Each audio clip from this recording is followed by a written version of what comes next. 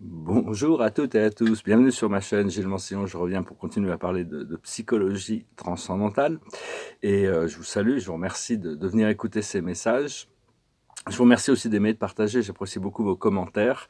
Je vous remercie de souscrire si ce n'est pas déjà fait. Je vous remercie de vos dons et si vous voulez une session privée, vous pouvez m'envoyer un email.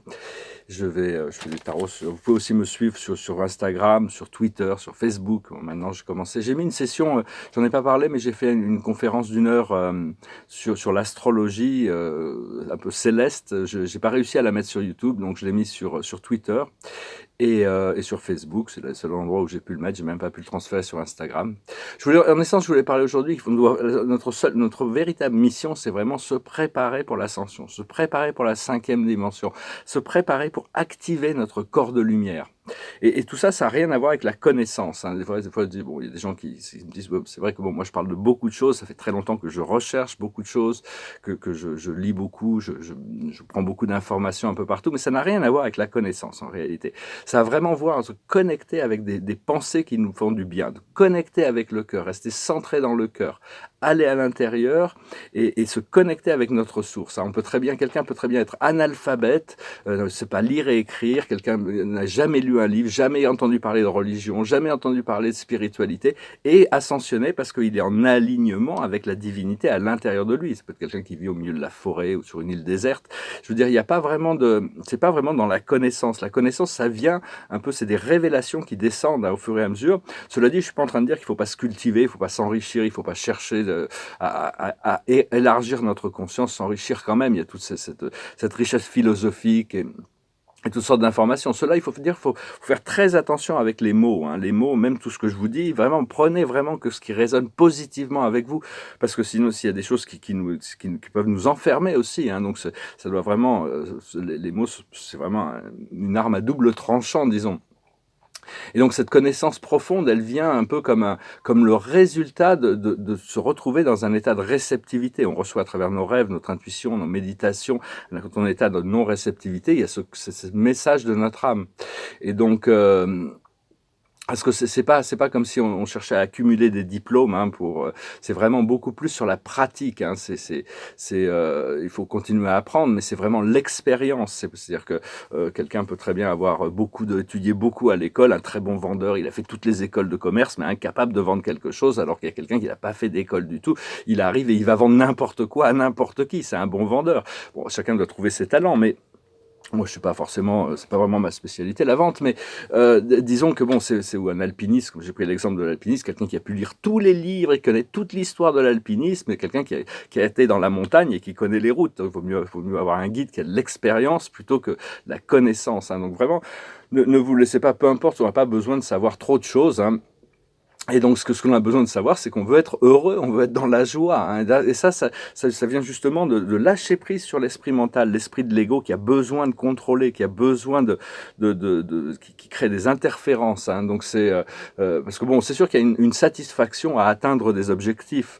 On a une satisfaction, on a un problème, ou de résoudre une équation ou un problème. Il y a quand même une satisfaction. Mais enfin, bon, c'est pas là où la vraie joie parce qu'on a des responsabilités dans ce monde. Et là, on est sujet à notre environnement et toutes ces choses. Mais on a aussi des moments où on n'est pas face à ces choses, et on est avec nous-mêmes. Et est-ce que ces moments où est-ce qu'on les passe à se prendre la tête avec nos problèmes, ou est-ce qu'on se connecte à cette sphère de lucidité et de joie? Donc il faut lâcher prise sur les attentes, hein, les attentes et les problèmes. Si on a des attentes, des fois on peut être déçu de ne pas recevoir ce que l'on a, alors que si on est faut essayer de savoir que ce que l'on a demandé arrive, et donc on est dans l'état de réceptivité, on ne met pas de résistance sur la chose, et on ne met pas non plus de décider ça doit être maintenant, ça se passe quand ça se passe, les choses se passent quand ça se passe, parce que l'univers est moins pressé que nous, et au moins on est pressé, au plus les choses avancent vite. Et peu importe, quand on recherche quelque chose, on se passionne pour quelque chose, il y a toujours moyen d'aller plus profondément à l'intérieur, de rechercher mieux, d'en savoir plus. Tous les domaines, les sujets ont toujours des niveaux et des niveaux, hein, des couches et des couches d'apprentissage, de recherche. Et donc, je tirais quelques cartes pour un petit oracle de la journée.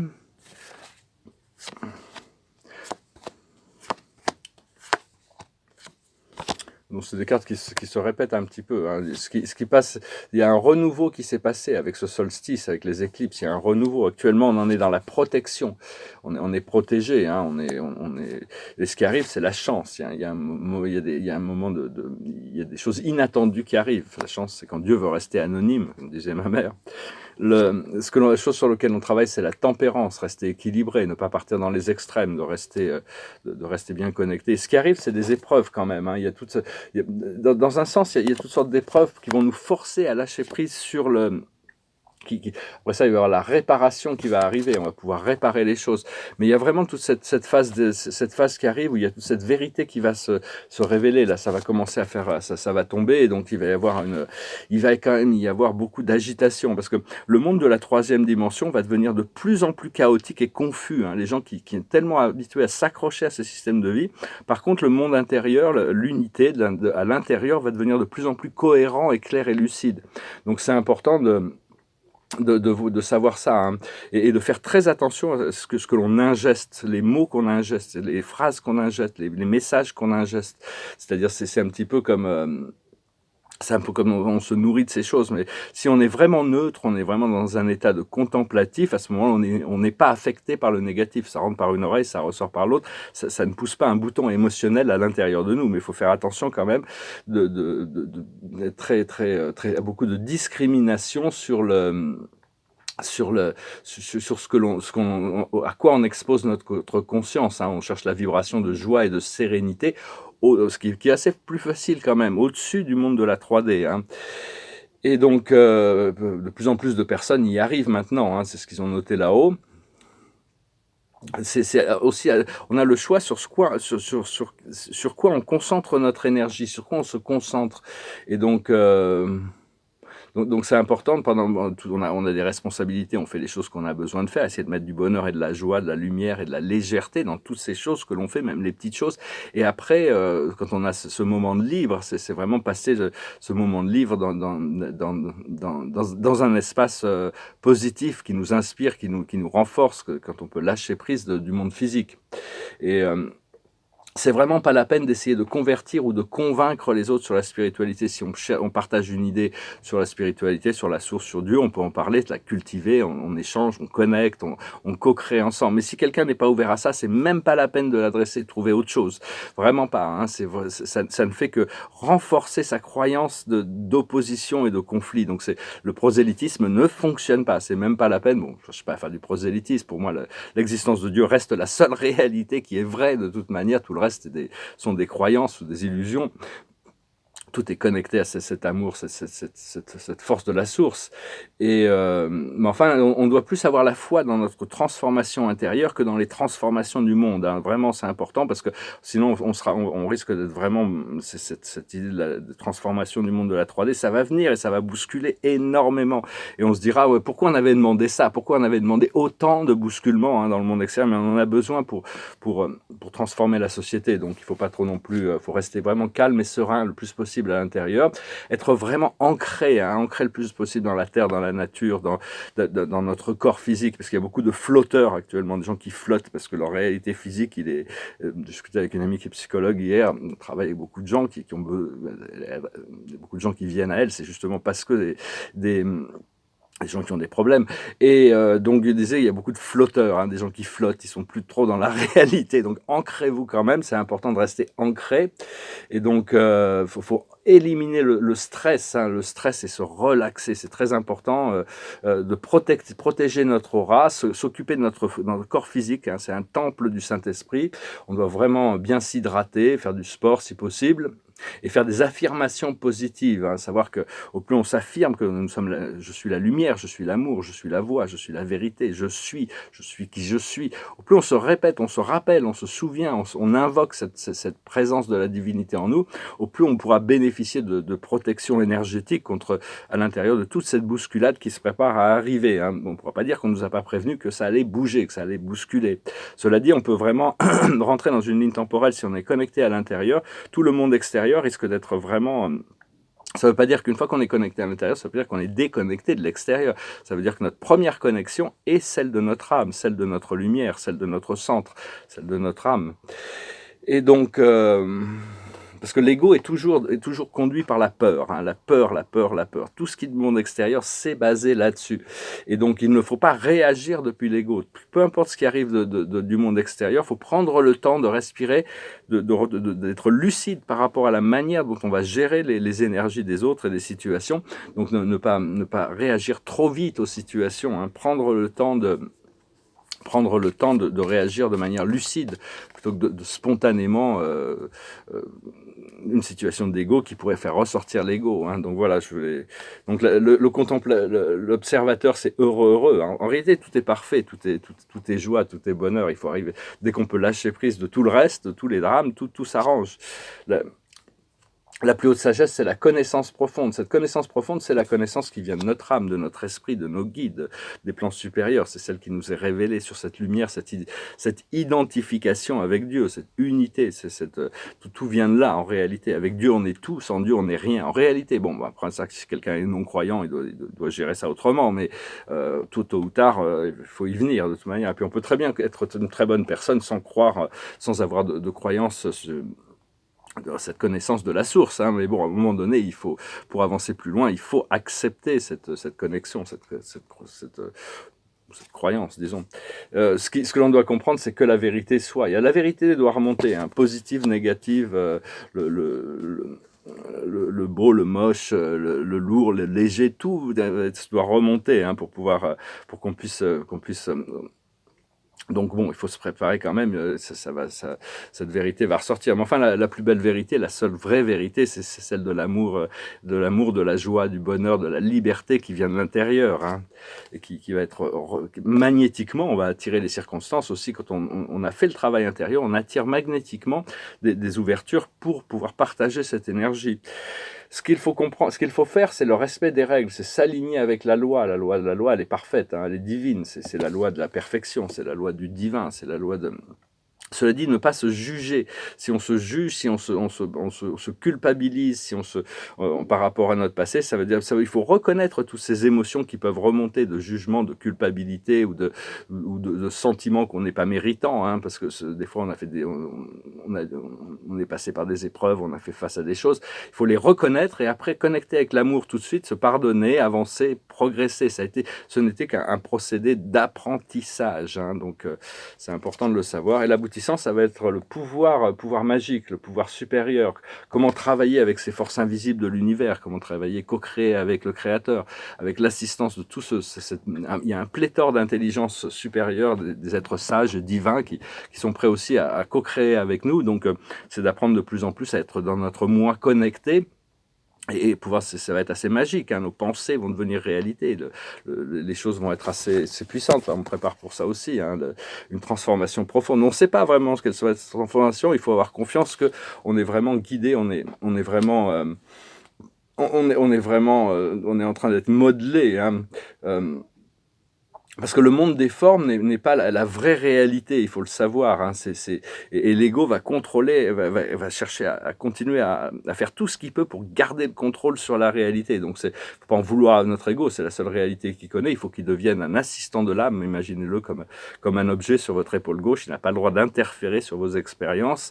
Il est contemplatif. C'est l'assistant de l'âme pour réaliser notre divinité individuelle.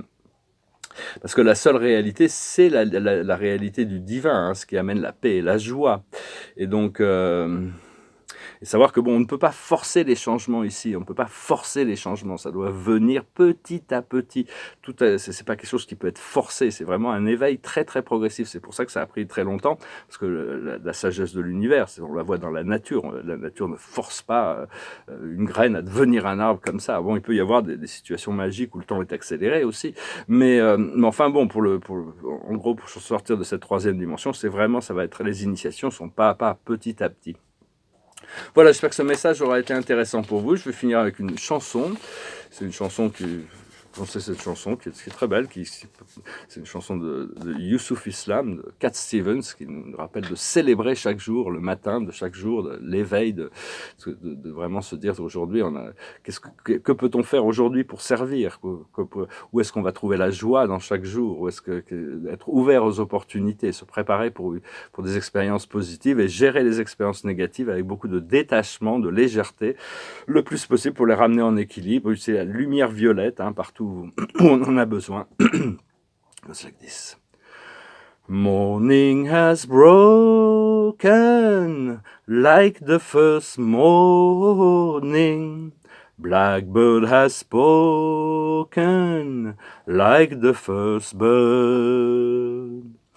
Praise for the singing, praise for the morning, praise for them springing fresh from the world.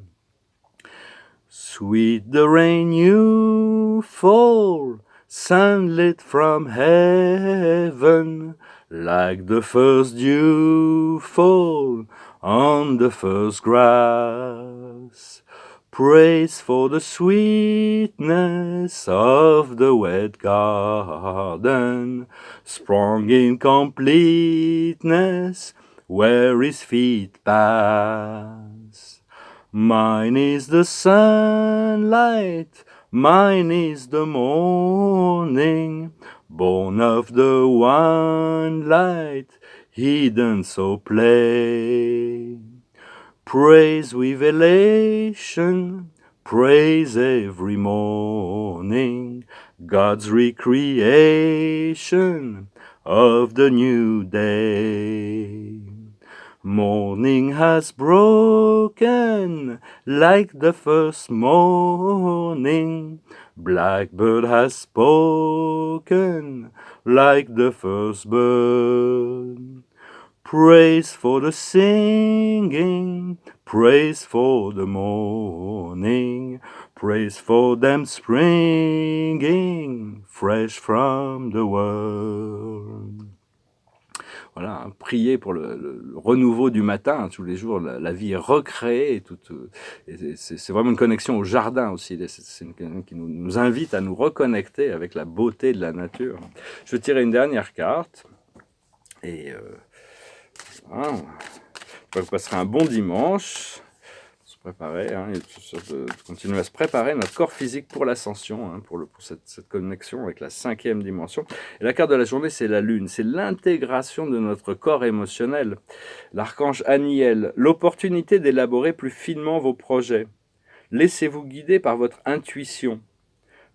Affrontez vos peurs pour être plus fort.